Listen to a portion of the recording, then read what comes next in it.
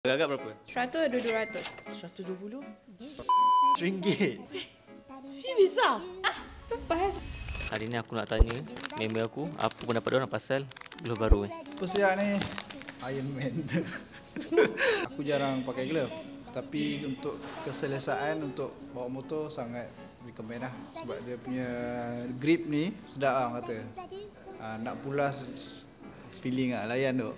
Tan, What is this? glove untuk kereta. For motor lah, kereta. Oh, that's nice. Selesa. Gives more grip.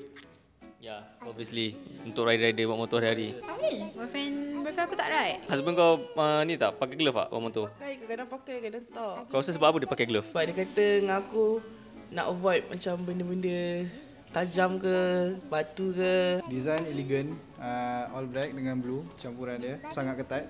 So korang selesa lah, dia tak longgar. Design dia cantik.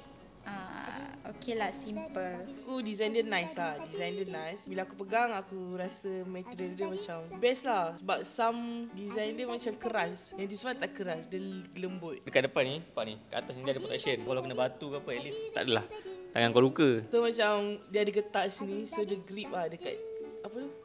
Untuk throttle. Untuk throttle tu. Boleh bawa motor ride jauh-jauh dengan sangat selesa dengan protection yang ada. Quite nice though. Korang mendapatkan dekat balkon kat bawah sekarang. Try tak keyboard pakai tu. How to tie?